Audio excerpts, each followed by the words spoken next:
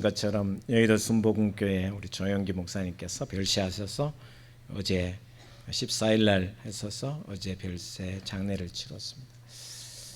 한국교회에 한 장을 연 큰 별이 기도했습니다. 그죠?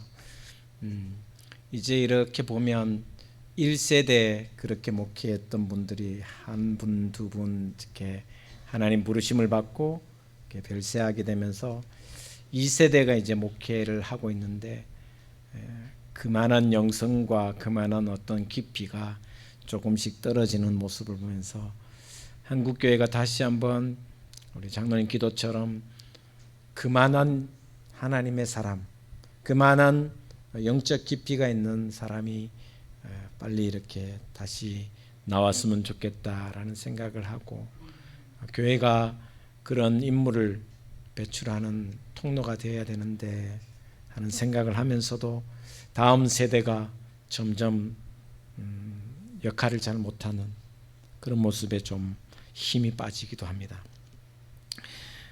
계속해서 오늘 마지막 이제 사사기를 마지막으로 하나님 말씀을 묵상하려고 합니다.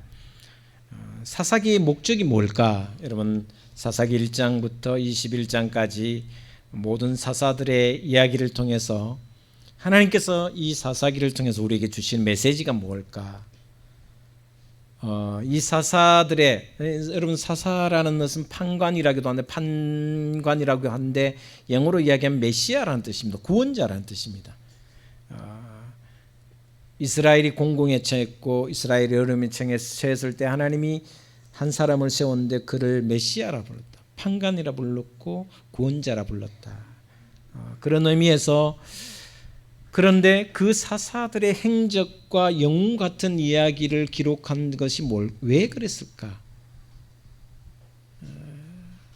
사사기는 사사들의 사사들의 그 행적이 영웅화를 시켜서 그들의 신앙을 따라가기 위한 그 목적이 사사기의 목적이 아닙니다. 입다나 기드온이나 온니엘이나 에훗이나 이런 사사들, 위대한 사사들이 대단한 사사들이었지만 그러나 그 사사들의 행적을 기록한 목적이 영웅담을 기록하기 위해서가 아닙니다. 사사들의 치적이 아니라 오히려 그들이 죽은 이후에 그들이 살아있을 때 많은 실패한 모습을 통해서 어떻게 우리가 그들을 통해서 우리가 신앙생활을 잘 해야 할까? 그리고 이 사사기를 통해서 우리에게 주는 메시지 또 한 가지 생각해 본다면 끊임없이 사사기는 고통을 당합니다. 이방 민족들에 의해서 암몬, 블레셋, 아말렉 그리고 수많은 민족들에 의해서 끊임없이 고통을 당합니다. 왜 이런 고통을 당했을까? 이방 민족들에게 끊임없이 아픔을 당하고 고통을 당했을까? 그것은 바로 하나님의 말씀에 철저하게 순종하지 못했기 때문이다. 사사시대를 300년이라고도 하고 400년이라고 하는데 그 400년 동안 이스라엘이 외세에 의해서 끊임없이 고통을 당한 이유가 뭔가? 그것은 성경에 이렇게 기록하고 있습니다.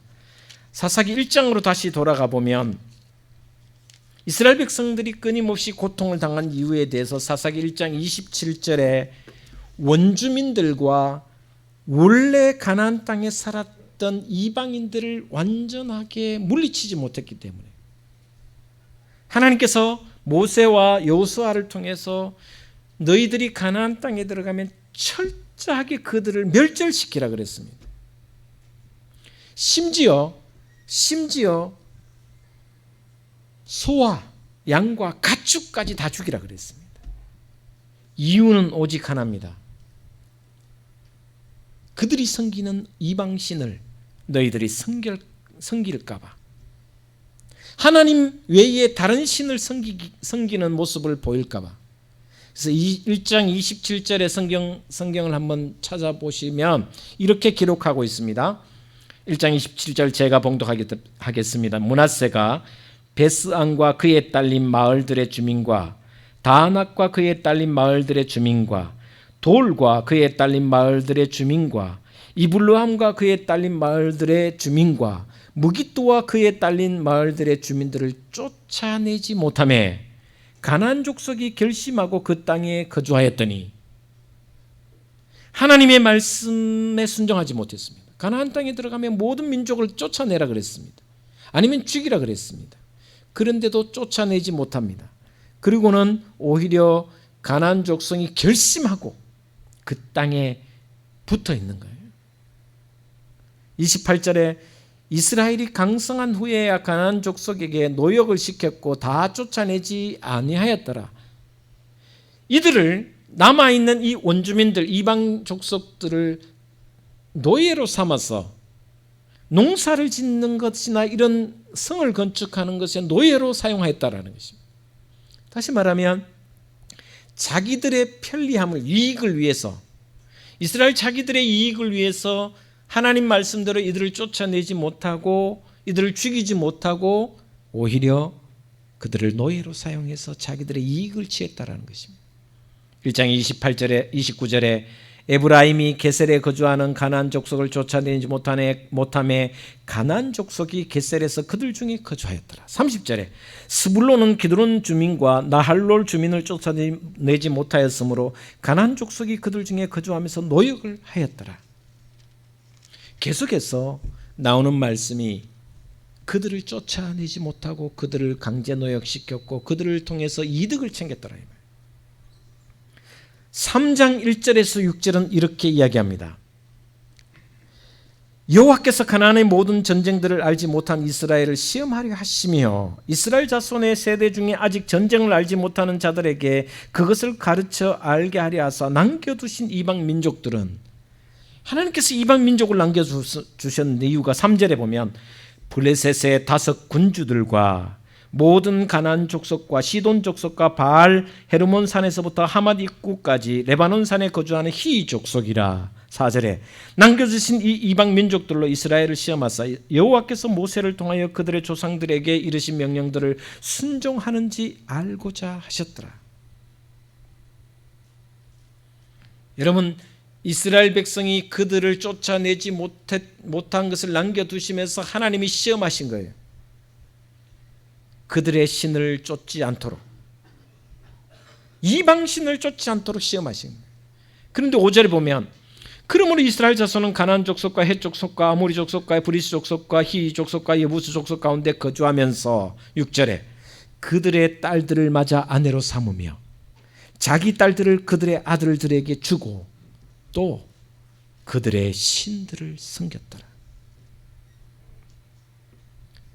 이방 사람들의 아들들에게 내 딸을 주고 결혼시키고 그 딸들을 내 아들과 결혼시켜서 며느리 삼고,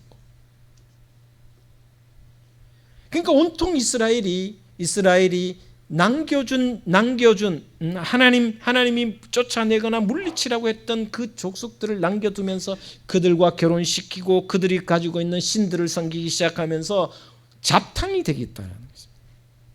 혼족이 되었다라는 것입니다.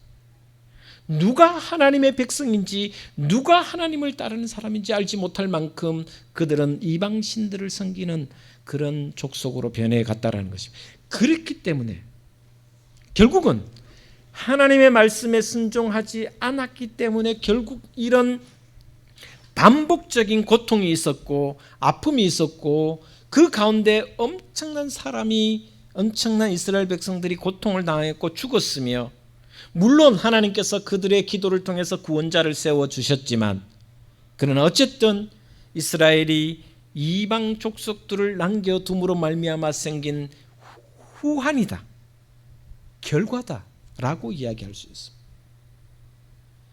그만큼 하나님의 말씀에 순종하지 않으면 결과는 참혹한 수준으로 다다를 수밖에 없다는 것이 사사기가 우리에게 가르쳐준 교훈입니다. 하나님의 말씀에 순종하지 않으면 끝내 결과는 이런 결과를 가져온다. 지난주에 말씀드렸듯이 레위인의 첩이 아내를 두고 있었는데 그 아내가 아픔을 당하자 그 아내를 시신을 12토막 내어서 12지파에게 보냈습니다. 그리고 11지파가 와서 결국 베냐민 지파를 초토화시키고 600명가량만 남겨두고 25,000의 남성들을 다 죽여버렸습니다. 이런 동족상잔의 비극이 어디에서 비롯됐냐면 바로 말씀에 순종하지 않았기 때문이라는 것입니다.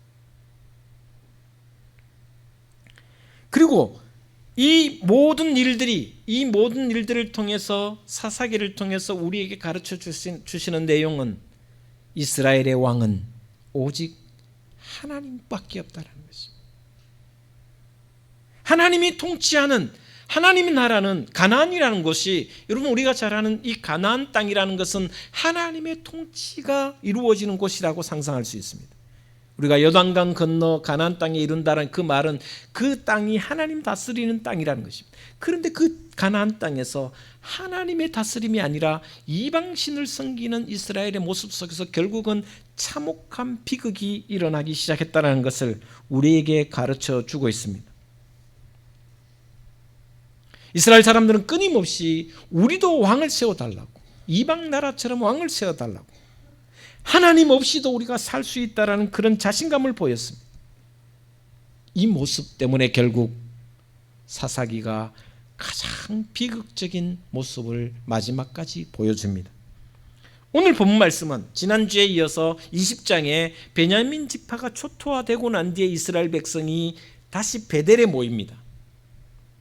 미스바에서 진을 쳤고 미스바에서 40만의 군대와 베냐민 지파가 싸워서 결국 25,000명의 베냐민 지파가 죽게 되는데 그 다음에 다시 베델에 모입니다. 여러분 베델은 잘 아시다시피 야곱이 꿈꾸는 곳이었습니다. 그렇죠? 야곱이 하나님을 만난 곳입니다.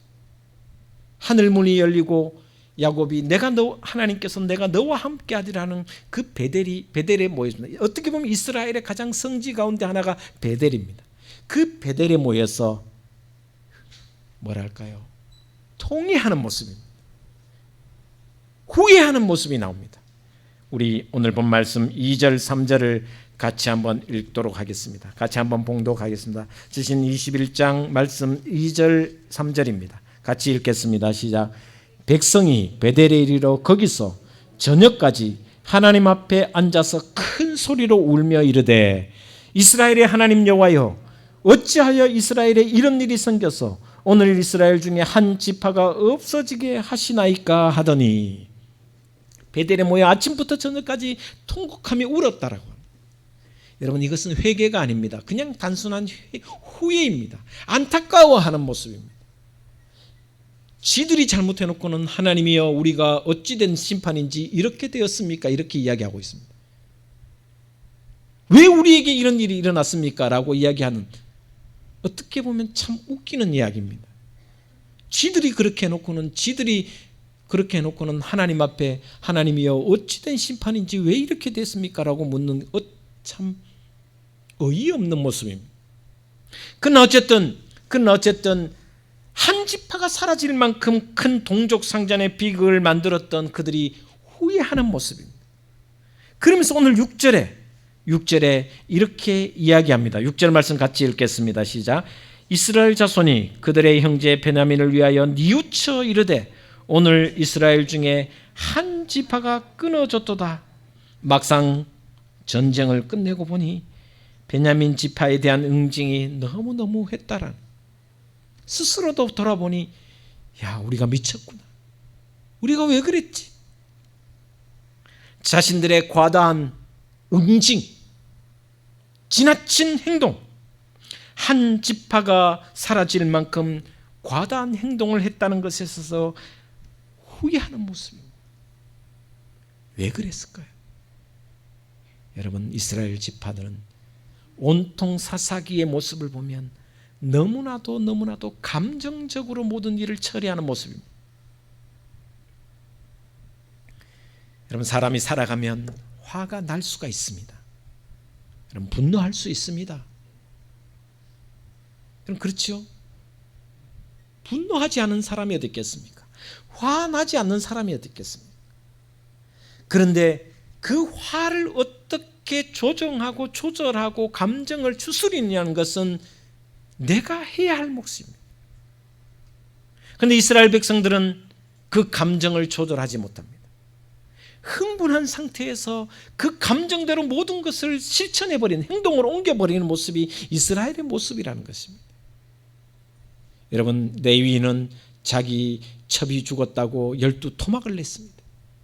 그리고 억울하다고 12지파에 그 토막낸 시체를 보냈습니다. 그리고 11지파는 모여서 베냐민 지파를 초토화시켜버립니다. 그리고는 다시 후회합니다. 이 모든 것의 출발점은 감정 조절하지 못하는 마음이라는 것입니다. 흥분해서 날뛰다가 결국은 일을 그르치고는 후회합니다. 후회해본들 결과는 이미 벌어졌는데 돌이킬 수가 없는 것입니다. 사륙을 합니다.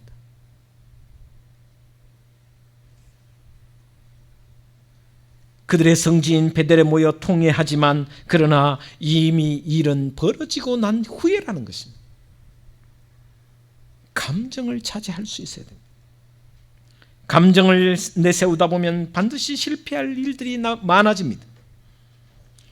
그러면 어떻게 해야 되느냐? 기도가 필요하다는 것입니다. 냉철한 합리적인 생각이 필요하다는 것입니다. 그 기도하는 가운데 하나님의 뜻이 무엇인가, 오늘 본 말씀도 그렇고 20장 말씀도 그렇고 레위인도 감정을 추스릴 때 기도하지 않았으며 베냐민 지파를 칠 때도 11지파가 모여서 기도하지 않았습니다. 하나님, 이 일이 어떻게 되었는지 모르지만 우리가 어떻게 해야 할까를 기도하지 않았습니다. 하나님께 기도해서 충분히 물은 다음에 행동해야 되는데 결과론적으로는 기도하지 않고 생각하지 않았기 때문에 끔찍한 결과를 가져올 수밖에 없었다는 것입니다. 그리고 난 뒤에 더 큰 비극이 일어나기 시작했습니다. 자, 미스바에 모여서 11지파가 모여서 40만이라는 칼 쓰는 40만이라는 대군이 모여서 스스로 맹세한 것이 무엇이냐면 1절 말씀에 이런 말씀이 있습니다. 우리 다시 한번 1절을 돌아보면 그들이 미스바에서 어떤 실수를 저질렀는가에 대해서 1절에 이렇게 이야기합니다. 같이 읽겠습니다. 시작. 이스라엘 사람들이 미스바에서 맹세하여 이르기를 우리 중에 누구든지 딸을 베냐민 사람에게 아내로 주지 아니하리라 하였더라. 베냐민 지파와 전쟁하기 전에 11지파끼들이 맹세를 합니다. 서원을 했습니다. 저놈들, 저 지파 베냐민 지파에게 그 누구도 우리 아들 딸을 안 주겠다는 것입니다.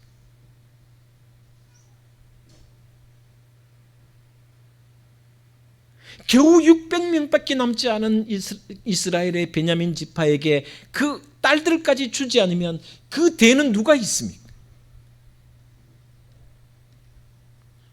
이것도 얼마나 감정적인 서원이며 맹세인지 모릅니다. 이렇게 되면 결국 베냐민 지파는 이 땅에서 사라질 수밖에 없는 존재가 되었습니다. 여러분, 징계는 냉정하게 하되 그 대는 끊어지지 않게 해야 합니다. 그럼에도 너무나도 극단적이고 너무나도 무모한 서원을 덜컥 해버렸기 때문에 더 큰 비극을 맞이하게 됩니다. 그래서 저는 이 사사기를 통해서 우리의 말과 우리의 맹세와 우리의 함부로 하는 말이 얼마나 사람들에게 상처를 가져오며 그것을 통해서 비극이 찾아오는가를 우리는 볼 수 있어야 되고 찾을 수 있어야 됩니다.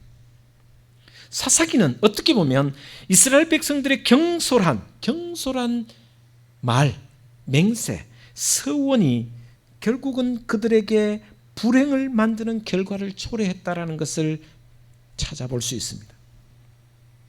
여러분, 8대 사사인 입다가 있습니다. 설교를 했지만 입다는 아버지가 기성에게서 낳은 아들입니다. 서자였습니다. 고향 아버지 품에서 자라지 못하고 조금 크자마자 형제들이 그를 쫓아보냈습니다. 그러나 그곳에서 하나님이 그를 선택하셔서 구원자를 세우고 암몬 족속이 40년 동안 이스라엘을 괴롭힐 때 구원자로, 메시아로, 사사로 세워주셨습니다. 입다는 그야말로 인간적으로 보면 정말 보잘것없는 존재였지만 하나님이 그를 사사로 세워줘서 위대한 사사로 세워주셨습니다. 그런데 그가 암몬과 전쟁하기 전에 서원을 합니다. 무슨 서원을 하냐면, 내가 암몬과 전쟁에서 승리하고 돌아올 때에 가장 앞에서 그 전쟁의 승리를 환영하는 사람을 내가 하나님께 드리겠다고 해요. 서원을 합니다. 맹세를 합니다. 그런데 암몬과의 전쟁에서 승리하고 승전가를 부르면서 돌아옵니다. 누가 맞이한 줄 아십니까? 무남 동녀인 자기 딸이 맨 앞에서 춤추며 환영했습니다. 하나밖에 없는 딸, 아들도 없고 딸밖에 없는, 하나밖에 없는 그 딸을 결국은 하나님께 번제로 드렸습니다. 말이 얼마나 무서운가를, 서원이 얼마나 무서운가를, 저를 보면 서원이 얼마나 무서운가를, 저는 고등학교 1학년 때 서원을 했습니다. 신학교 목회자가 되기로 제 스스로서, 우리 부모님들이 서원한 게 아니고 제가 했습니다. 신학교 들어가 보니, 개척해서 목회를 해보니 참 어려운 게 목회구나. 내가 그때 서원을 안 했으면 참 좋았을 걸, 이런 생각이 들 때도 있습니다. 어린 마음에 서원을 했던 것이 이렇게 물론 하나님이 저를 통해서 역사하시고 하나님의 은혜와 하나님의 축복이 가득해서 여기까지 왔지만, 가끔은 내가 왜 서원을 그렇게 일찍 했던가, 성령 체험하고 곧바로 한 것이, 처음으로 했던 것이 바로 신학을 선택하는 것이고 목회자의 길을 가겠다는 서원을 했습니다. 좀 늦게 할 걸, 이런 생각도 해봤습니다. 솔직히 영적으로 제가 감사하고 하나님께 영광을 돌리고 그 모든 길이, 하나님이 모든 것이 축복으로 이루어졌고 감사하지만, 그러나 가끔은 서원이라는 것은 함부로 하는 것이 아니구나, 말이라는 것은 정말 신중하게 기도 가운데 충분하게 하나님의 뜻을 묻고 해야 되는구나.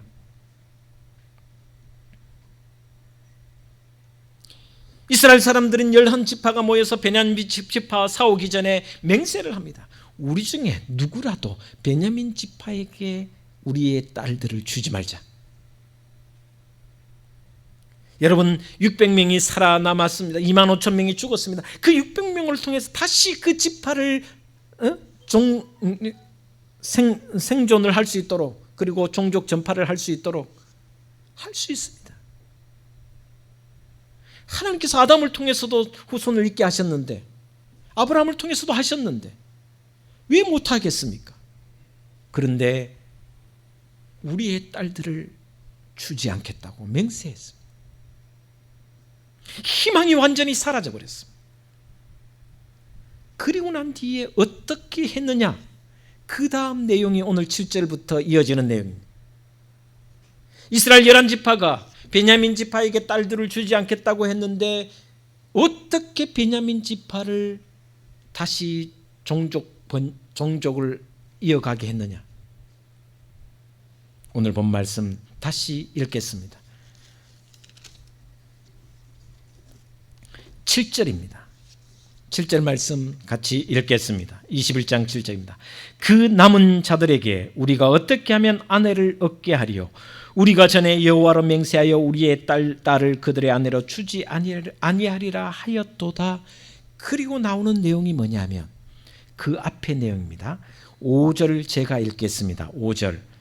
이스라엘 자손이 이르되 이스라엘 온 지파 중에 총회와 함께하여 여호와 앞에 올라오지 아니한 자가 누구냐 하니, 이는 그들이 크게 맹세하기를 미스바에 와서 여호와 앞에 이르지 아니하는 자는 반드시 죽일 것이라 하였습니다. 이게 무슨 말이냐면 미스바에 모였을 때 11지파가 다 모였는데 전쟁에 참여하지 않은 지파가 있다면 그들을 남겨두지 않겠다라는 것입니다. 이것도 맹세입니다. 전쟁에 참여하지 않는 모든 지파는 초토화시키겠다. 전쟁에 참여하지 않는 지파가 누구냐?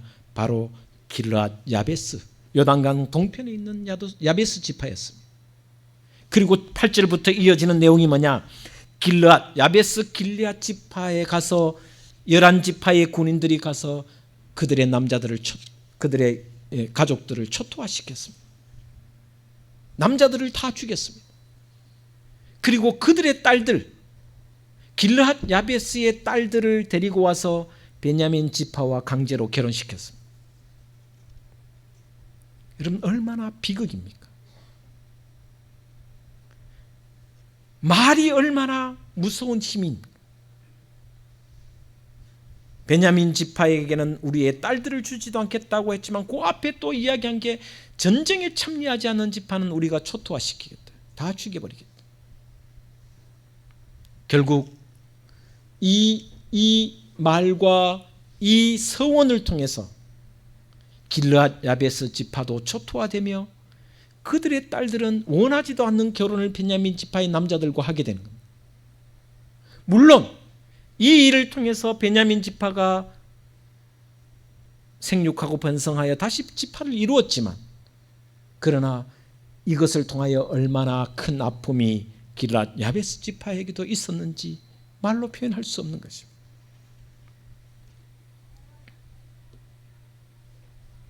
길르앗 야베스의 딸들을 보면 가만히 생각해 보면 졸지의 부모를 잃었습니다.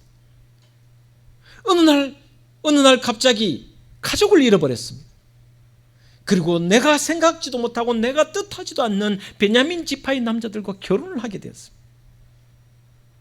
납치당해서 하루아침에 남의 아내가 되었습니다. 세상에 이런 복잡한 비극이 어떻게 일어났냐는, 그것은 하나입니다. 그들의 잘못된 서원, 잘못된 말 한마디, 감정을 추스리지 못한 말 한마디 때문에 일어난 것입니다. 결국 사사기는 이렇게 비극적인 결말을 맞이하게 됩니다. 그러면서 하나님께서 사사기 마지막 21장 25절 마지막 말씀을 이렇게 이야기하고 있습니다. 우리 21장 25절 지난주에도 했지만 한 절을 같이 읽겠습니다. 시작. 그때 이스라엘에 왕이 없으므로 사람이 각기 자기의 소견에 옳은 대로 행하였더라. 왕이 없어서 이스라엘이 망한 것이 아니라 하나님을 왕으로 섬기지 아니하고 하나님의 말씀에 절대적인 순종이 없었기 때문에 그들은 결국 비극을 맞이했으며 참담한 결과를 맞이했다라는, 그리고 그들은 그들의 마음대로 살았다는 것입니다. 여러분, 하나님 없이 살아가는 모습은 감정대로 사는 것입니다. 내 생각대로 사는 것입니다.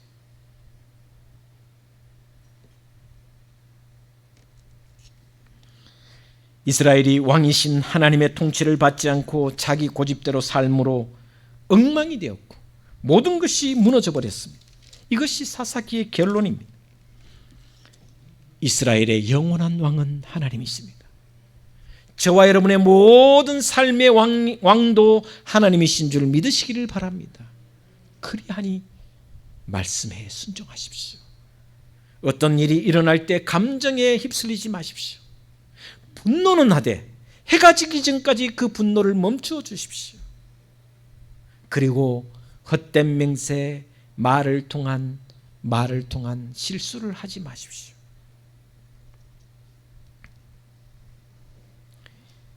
이스라엘은 하나님께서 특별히 택한 선민입니다. 그러나 하나님의 통치를, 하나님의 말씀을 거부하니까 결국은 연쇄적인 비극을 맞이했더라는 것이 사사기의 결론입니다. 저와 여러분의 모든 삶이 이 사사기를 통해서 우리에게 주신 메시지를 생각하면서 앞으로도 끊임없이 내 생이 끝나는 그날까지 하나님의 말씀이 여러분의 말씀이 되기를, 여러분의 삶이 되기를, 그래서 순종하여 감정을 잘 추스리고 기도하면서 하나님의 뜻을 묻고 결국은 말이 앞서는 것이 아니라 순종하며 나아가는 저와 여러분의 신앙이 되셔서 하나님의 통치가 여러분의 생명에 끊임없이 한순간도 놓치지 않고 그 말씀에 의하여 살아가는, 말씀에 따라 살아가는 그런 저와 여러분의 신앙이 되기를 주의 이름으로 축복을 드립니다. 기도하겠습니다.